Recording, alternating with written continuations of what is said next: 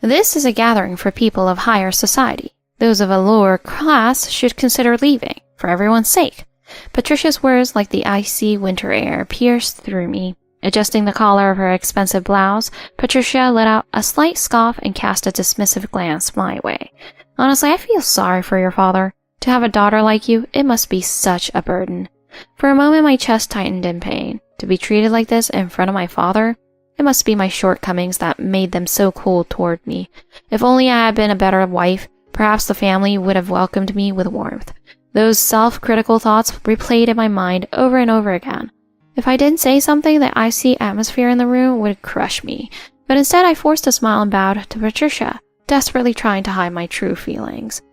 I've come to wish you a happy new year. We won't be staying long. My voice trembled slightly. Meanwhile, my father, Patrick Gray, stepped forward with a calm, composed smile. I apologized for the delayed greetings. Thank you for taking care of my daughter. Patricia narrowed her eyes at his words for a fleeting moment before offering a smile laced with thinly veiled condescension. Oh, I wouldn't call it taking care of her exactly. It would be nice if she could embody the qualities of a proper wife. That would certainly put our minds at ease. There was no attempt to hide the disdain behind her words. They were meant to belittle me. Plain and simple.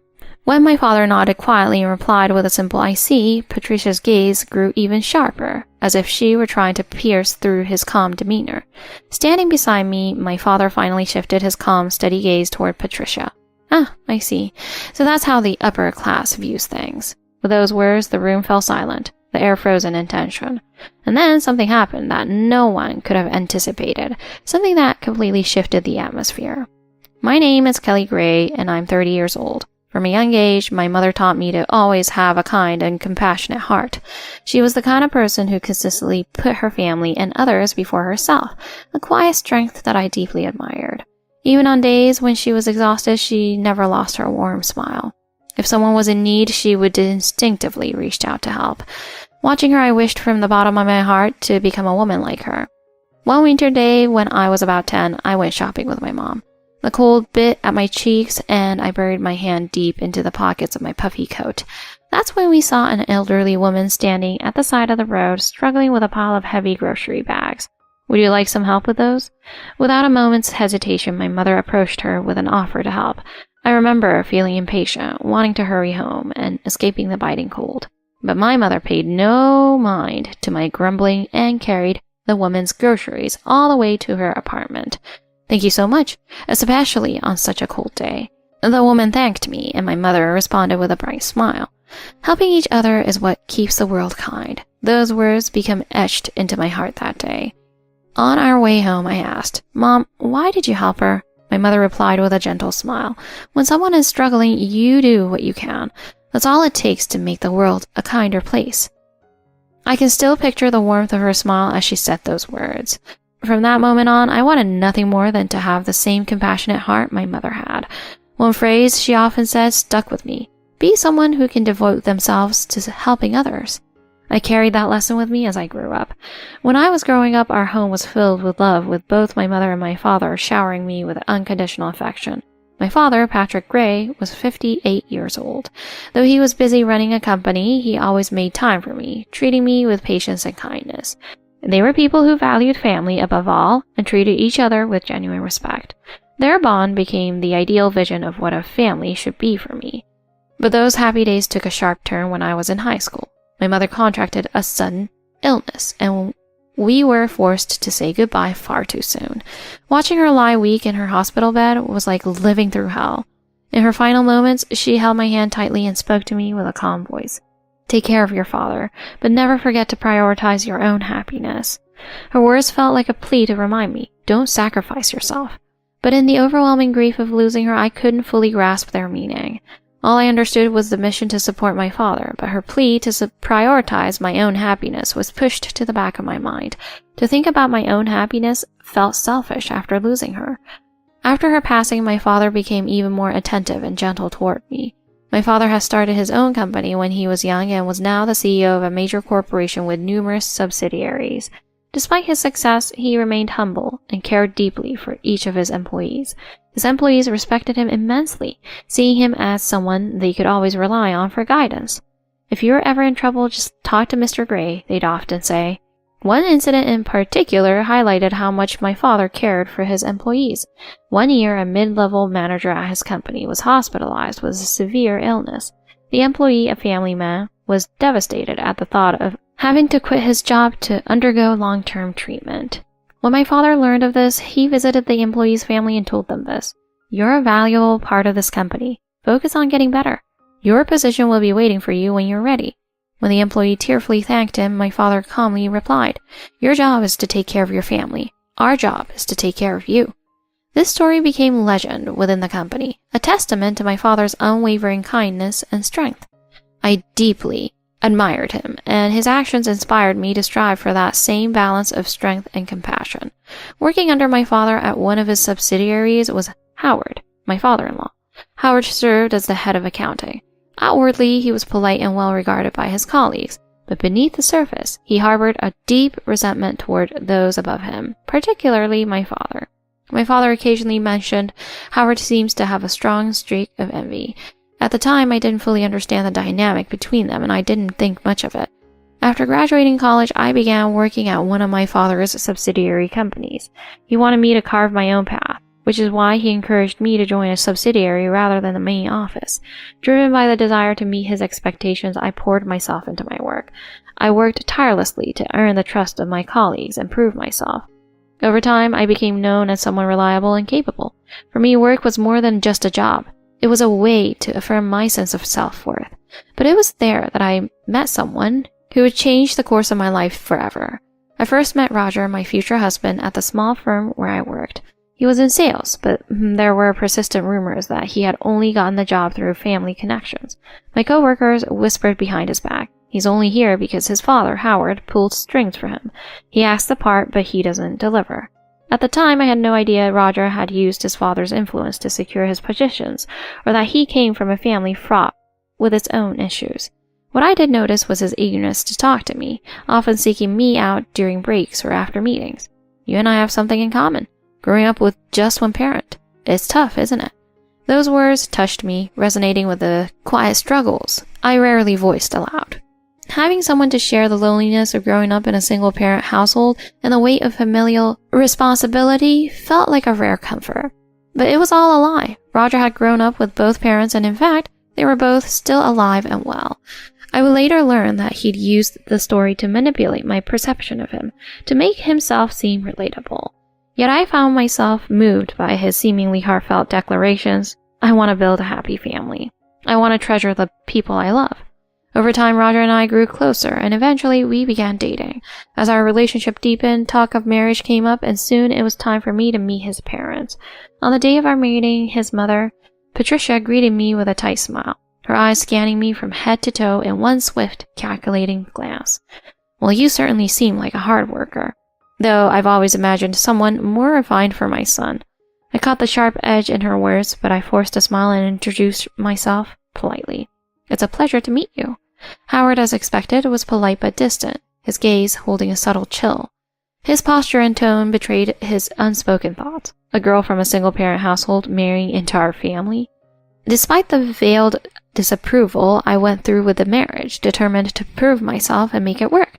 When I told my father about our engagement, he embraced me tightly, tears quietly streaming down his face. "Congratulations. I'm really happy for you." However, I noticed a flicker of tension in his eyes when he heard Howard's name, but he said nothing. Instead, he smiled warmly and said, "If he's the man you've chosen, then that's all that matters." Once married, I threw myself into fulfilling the role of a wife with everything I had. I visited my in-laws often, helped with household chores, and prioritized supporting Roger above all else. But no matter how much effort I put in, Patricia refused to acknowledge me. "Kelly, the breakfast is cold. That's not very wife material, is it?" Howard, too, constantly undermined me, throwing sarcastic remarks like, "What, are you saying my son can't support you on his own?" Each comment was like a dagger to my chest, but I bit my tongue and endured. Roger, meanwhile, turned a blind eye to my struggles. "Could you maybe talk to your mom? Help her realize how hurtful her comments are?" One day I finally mustered the courage to ask him, but he just chuckled lightly and replied, "But Mom's right, Kelly. If you just tried a little harder, everything would work out." I was stunned, speechless. To him, I was the one who had to bear all the responsibility. Obviously, every visit to my in-laws turned into an exercise in humiliation and rejection. Still, I clung to my mother's words and told myself, you have to endure this. But the reality that no one valued my efforts for the family slowly chipped away at my spirit. As if that wasn't enough, Roger's behavior began to shift, adding to my growing despair. Work's been crazy. Just eat without me, okay? We got a golf tournament with some clients this weekend. With every word, he seemed to drift further and further from our family life. That's when a small seed of unease began to grow in my heart. There was an odd detachment in his tone and behavior, a sense of distance I couldn't quite place. One day I noticed a faint trace of perfume on Roger's shirt, a scent I didn't recognize. What's the smell? It's different. When I asked him, he avoided my gaze and replied casually, oh, just a coworker standing a little too close. Nothing to worry about. I didn't believe him, but I lacked the energy to press further. Somewhere along the way, I'd grown used to suppressing my own emotions. At first, I thought Roger's frequent absences were due to work stress, but the truth was far darker. He'd started an affair with a senior colleague.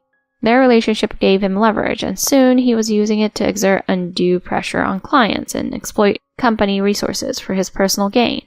As those days dragged on, my body and soul began to crumble under the weight. Balancing my job and household duties became unbearable. By nightfall, my body would ache with exhaustion. Roger and I barely spoke anymore, and even in our shared home, I felt utterly alone. At my in-laws' house, Patricia scrutinized my every move, focusing only on my failures and never my efforts. A wife's duty is to serve the household. Each time Patricia repeated those words, my heart grew colder, encased in invisible ice. Still, I clung desperately to my mother's lessons, urging myself to keep going for the family. Then one evening, I received a phone call from my father. How have you been, Kelly? I realized I hadn't heard your voice in a while and wanted to check in. There was an unmistakable note of concern in his voice. I'm fine, Dad. Just busy with work. For a brief moment, I wanted to tell him everything, but I swallowed the words. I didn't want to burden him with my struggles. That night after hanging up, I cried for the first time in years. It felt like every suppressed emotion I'd been carrying had finally spilled over. As the tears fell, a quiet determination began to take root deep within me. I can't keep living like this. Something has to change. Little did I know, that change would come sooner than I expected. The new year had arrived, and with it came the annual family gathering at my in-laws' house. It was a tradition that brought together all the relatives, but for me, it was a day filled with dread. Honestly, the thought of going to my in-laws' house was a heavy weight on my chest. Every time I set foot in that house, I was met with icy stares and endless snide remarks. Still, I convinced myself it was my duty as a wife and prepared to endure yet another grueling day. But this time it was different. My father had offered to accompany me. If you're going, I might as well come along. His offer surprised me, but it also brought a sense of relief. With him by my side, I felt I might not be completely overwhelmed by the atmosphere. When the day came and we agreed at the house, Patricia greeted us at the door, her expression as stern as ever. Well, you've come. And you brought your father too. What a surprise. Her tone was dripping with sarcasm, and the disdain in her gaze was impossible to ignore.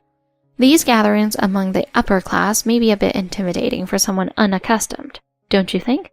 Perhaps it would be better if you left. Her words gripped my chest tightly, but my father remained calm and composed. Thank you for having us today. Wishing you a happy new year. When I spoke, Patricia cast a fleeting glance at my father. Her gaze carried a mix of curiosity and wariness. So you must be Kelly's father. Lowering her voice, she addressed my father. Yes, I'm Patrick Gray. He replied in a calm and steady voice. His demeanor seemed to briefly soften Patricia's aggressive air, but only for a moment. Oh yes, I've heard a bit about you, but it seems that you're just an ordinary man, I suppose. She said this while putting on a deliberately insincere smile. Her words carried a clear undertone of insult, making my heart constrict. Thank you for always taking care of my daughter. Patrick greeted her with a calm voice, and Patricia's eyes narrowed slightly. Come in, but do try not to stay too late. Though her words carried their usual edge, my father's expression remained composed. We stepped into the living room where the relatives were already gathered, the table laden with an extravagant spread of food. The atmosphere was frigid, as if testing my resolve. I hope my daughter hasn't caused you any trouble. My father said this calmly. I noticed Patricia falter momentarily at his composed demeanor. Yet Patricia quickly regained her composure and continued. It's not so much trouble, really. though I suppose it would be better if Kelly could focus more on managing the household. As the tension in the room thickened, my father's serene smile didn't waver. No matter what Patricia said, my father's unshakable demeanor became my only source of strength. Standing beside him, I had no choice but to force a smile. The lively chatter of the relatives came to an abrupt halt as we entered the room, and they turned their attention toward us. Their stares were anything but welcoming. There were prying eyes, unkind and unapologetically judgmental. The oppressive weight of their scrutiny felt like it was piercing my skin. Howard sat on the sofa, a glass in hand, exuding an air of authority. Perhaps he'd had too much to drink. His words were unusually crude, his expression sharp and confrontational. Well, well, the daughter-in-law who hardly shows her face, what brings you here? Howard's deep voice reverberated, plunging the room into an even colder atmosphere. Still holding on to that job of yours? No intention of putting this family first, I see. As his words hit my ears, I felt a wrenching pain deep in my chest. Unconsciously, I clenched my fist, swallowing my words. For my father's sake, I tried desperately to maintain composure, though my body trembled. Patricia added insult to injury, looking down at me as she spoke. Mr. Gray, it must be so difficult for you. Having a daughter who's so ill-suited as a wife must be such a burden. At those words, I stole a glance at my father's face. His calm expression remained unchanged as he gazed steadily at Patricia. His demeanor only tightened the knot in my chest. Am I the reason he's being humiliated like this? That thought slowly ate away at me. I could hear the faint chuckles of the relatives in the background. Well, with someone like her, what can you expect? She's dragging the family name through the mud. Their whispered ridicule stabbed at my back. Why am I being treated like this? The thought lodged in my mind, and with every repetition, my throat tightened, my chest reaching its limit. Even so, with my father present, I couldn't cry or lash out. Roger, too, made no effort to defend me. Instead, he wore an expression colder than ever. Don't make this any worse than it needs to be. Just leave already. His indifferent tone wrapped icy chains tighter around my heart. Roger's gaze slipped past me as if I wasn't even there. Worse, his demeanor felt like he was throwing me under the bus to protect his own image in front of his family. At that moment, emotions I'd buried deep inside surged up like an unstoppable tide. I felt tears brimming, threatening to spill over, but I couldn't allow myself to cry in front of my father. If I cry now, they win. I told myself this, biting my lips so hard it nearly bled. Despite Roger's coldness and the hostility from Patricia and Howard, my father remained unshaken. Standing behind me, he offered only a calm smile and said a single sentence. Well then, excuse us, if that would suit you all better.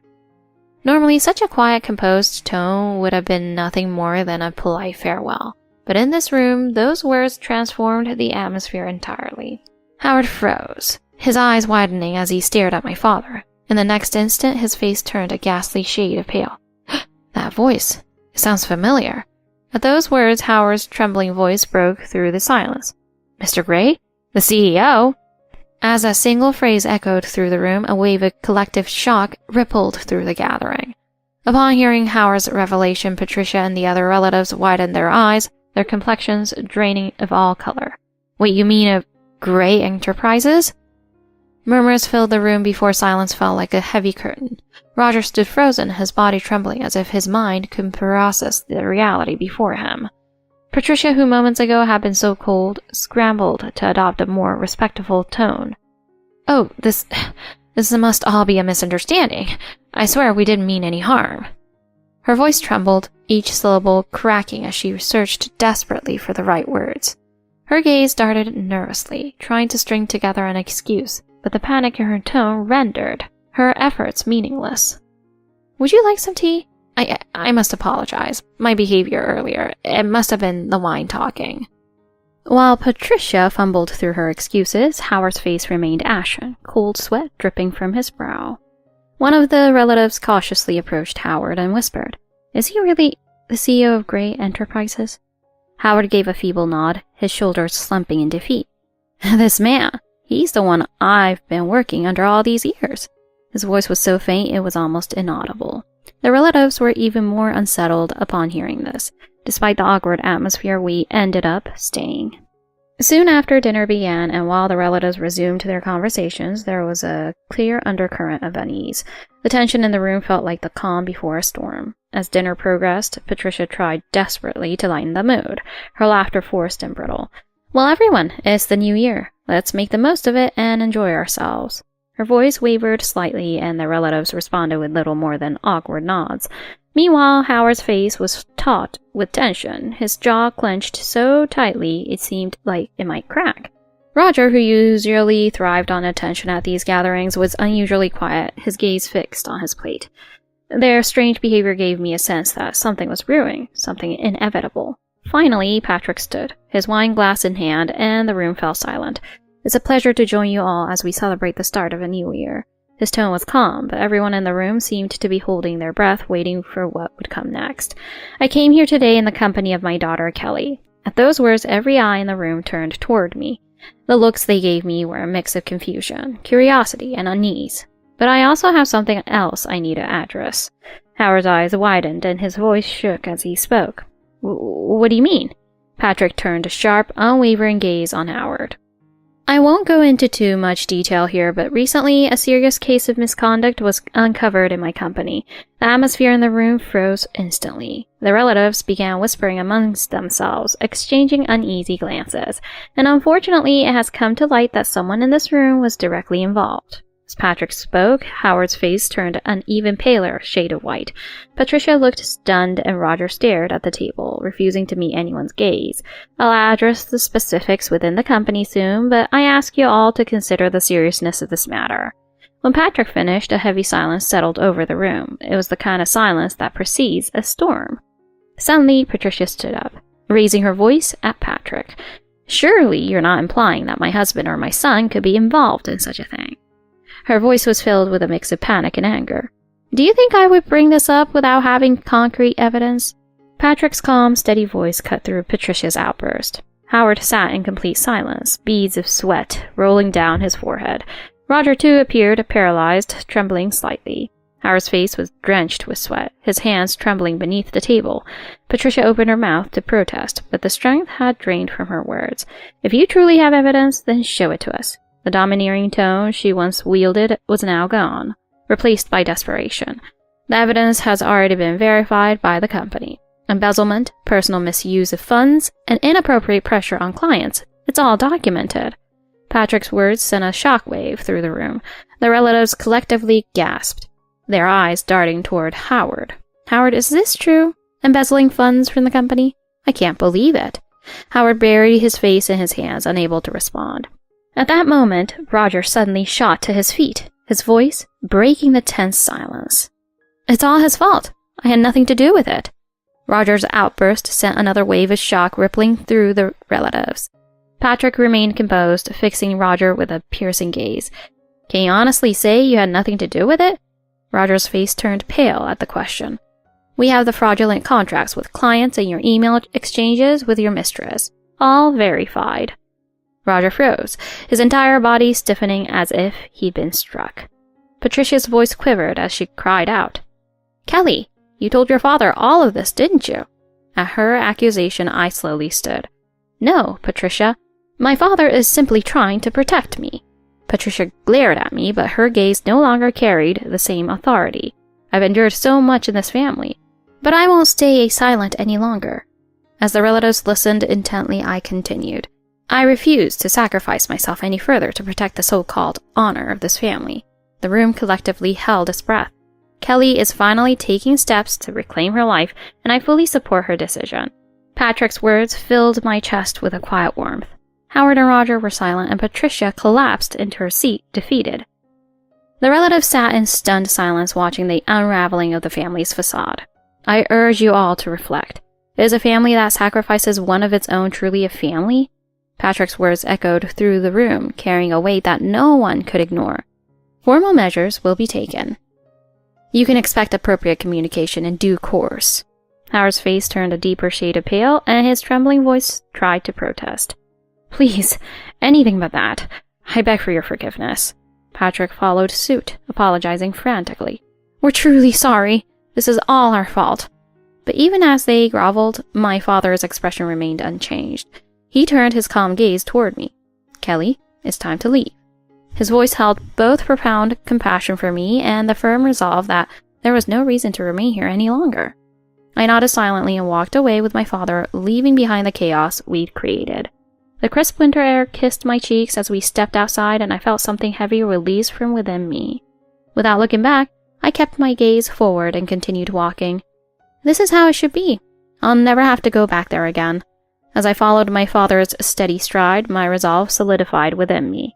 A few days after we left the house, my father's company issued an official statement.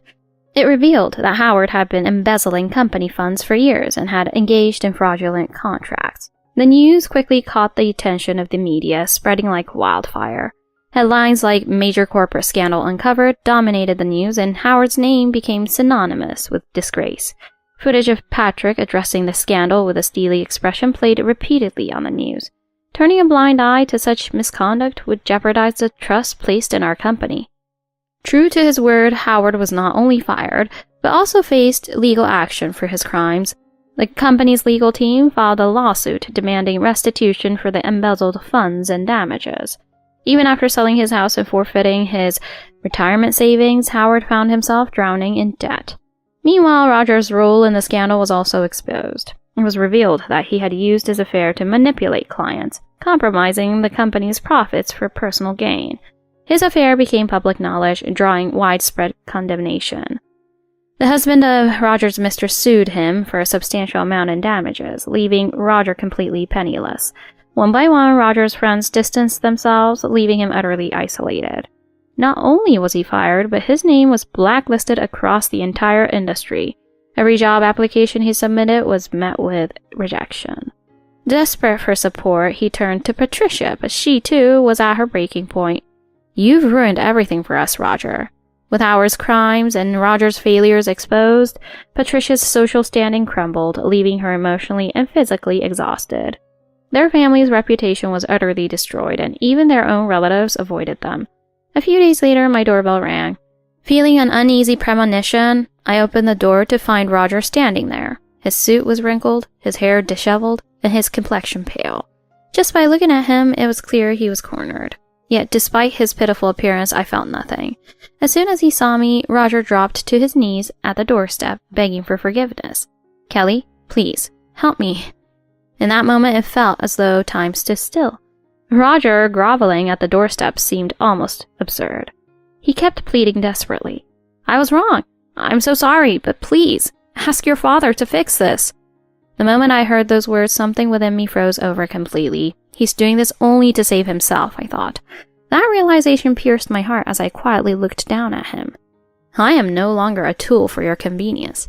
The moment I spoke those words, I felt years of suppression finally lift away. My voice didn't tremble. In fact, it was calm and clear, even surprising to myself. Roger looked up at me, his face filled with shock. For the first time, I saw fear directed at me in his eyes. "You're apologizing only to save yourself. There's no reason for me to stay with you any longer." With each word I spoke, I felt the doubts within me vanish. In my mind, my mother's face appeared. Her gentle smile, always supporting me, was vivid in my memory, and the compassion she taught me. I realized it wasn't a reason to endure pain, but a source of strength to protect myself. Watching my father, I had come to understand this. Roger tried to string together more words in desperation. "Please, I'm begging you. Let's start over. I swear I've learned my lesson." But I interrupted him, taking a quiet step back.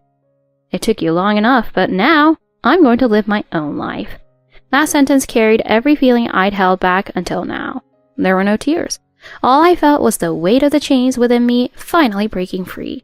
Roger remained on his knees, staring at me in stunned silence. As I slowly closed the door, I whispered softly to myself, "This is my first step forward." As the cold wind brushed against my cheeks, I felt a profound sense of freedom. After that day, I began walking a new path in life. The new job my father helped me secure became my lifeline. At first, I was nervous in the unfamiliar environment, but the warm atmosphere of the workplace slowly began to heal me. My colleagues were kind, and they recognized and appreciated my efforts. Finding a place where I felt I truly belonged meant everything to me. With each project I was entrusted with, I felt their confidence in me grow, fueling my passion for my work. In my personal life, I was also taking new steps forward. I spent more time with my father on my days off. Walking through the park or reminiscing about my mother with him brought me a deep sense of peace.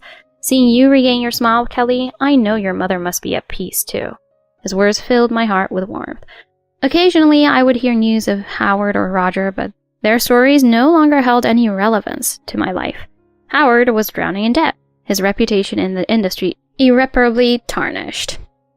I'd hear he'd been abandoned, even by his relatives, now living in isolation. Roger, too, was paying dearly for his infidelity and fraudulent actions. Unable to find a job, he had returned to Patricia's home, where he faced daily reprimands. Whatever happens to the people who hurt me, it no longer matters to me. That thought brought an unexpected lightness to my heart.